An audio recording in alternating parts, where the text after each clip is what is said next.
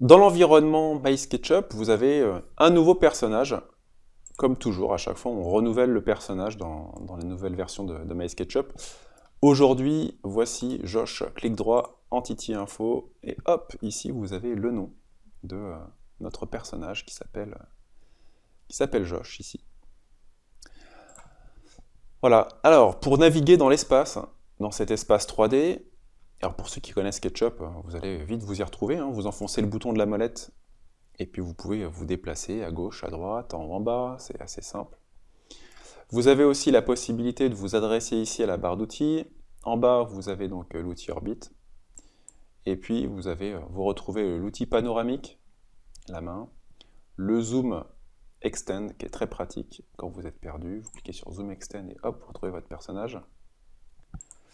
Et puis la loupe classique. Donc la loupe classique, pour ceux qui connaissent, hein, ça permet avec le bouton gauche de zoomer, dézoomer. Une autre façon encore de naviguer, et surtout d'avoir ici ce qu'on appelle le champ angulaire, qui est de 35 degrés, qu'on pourrait augmenter lorsqu'on a une construction pour avoir un grand angle. Voilà, on a aussi les outils de mesure, mais ça on verra ça après. Donc voilà, pour la navigation, on peut zoomer, dézoomer. Alors, ce qu'on peut regretter tout de suite, c'est de ne pas avoir ici une barre d'outils qui nous mette par exemple la vue de dessus, la vue de face, des vues automatisées. Par contre, on a la possibilité ici, dans la barre d'outils de droite, de créer des scènes. Donc ça, c'est plutôt génial. Donc du coup, si j'ai l'habitude de travailler en vue de dessus, là par contre, il faudra, contrairement à SketchUp classique, il faudra vous trouver une vue de dessus. Alors, ce que j'ai trouvé comme astuce, tout de suite, c'est de créer un rectangle au sol, avec l'outil rectangle, voilà.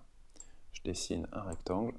Avec ma flèche, je clique sur la surface, clic droit de souris, et là je demande d'aligner la caméra, aligner la vue par rapport à la face sélectionnée, et hop, j'ai une vue de dessus. Je peux me positionner comme ceci, je supprime mon objet, et là je vais créer tout de suite une scène. Je clique sur le menu scène, je clique sur le petit plus, voilà. Et là vous avez un bouton qui va vous permettre à tout moment, si vous êtes perdu dans l'espace, et vous voyez, si je clique sur scène, hop, comme dans la version classique, on peut revenir à cette caméra qui est sauvegardée. Donc, ce qui est plutôt assez pratique. Voilà. Alors avant de commencer à utiliser les outils, on va tout de suite voir les fonctions cachées. Les fonctions cachées, c'est le petit icône SketchUp qu'on a en haut à gauche, Open Sidebar, hop. On a une grande barre d'outils sur la gauche qui s'ouvre. Et ici, on a plusieurs possibilités. Donc on a les informations de l'utilisateur, donc c'est moi. Ici, je peux créer un nouveau modèle, ce qui peut être pratique si vu qu'on va paramétrer les unités juste après. Là, on peut ouvrir un modèle du site directement du serveur Trimble Connect. Là, je peux me géolocaliser. Si je clique sur le petit bouton ici, je peux géolocaliser mon plan, ce qui est plutôt pratique. Bon, si vous faites notamment des projets extérieurs, de l'urbanisme ou autre. Et là, attention, très important, vous avez les informations du modèle. Alors, c'est très très réduit, hein. On n'a pas plus d'informations que ça. Par contre, très important, on va pouvoir travailler dans l'unité qui nous intéresse, soit en mètres, soit en centimètres, soit en millimètres. Moi, je vais me mettre en centimètres. Voilà.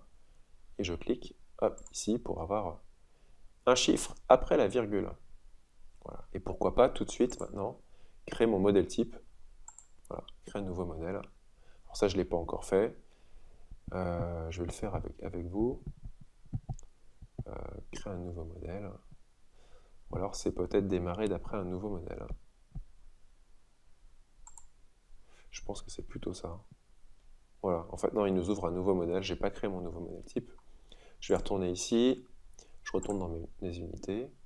Si là je suis en centimètres a priori, et là qu'est-ce qu'il me dit? Centimètres, mètres. Si je fais un clic droit, non, je ne peux pas créer de nouveau modèle. C'est les trois modèles de base. Bon, ok, d'accord.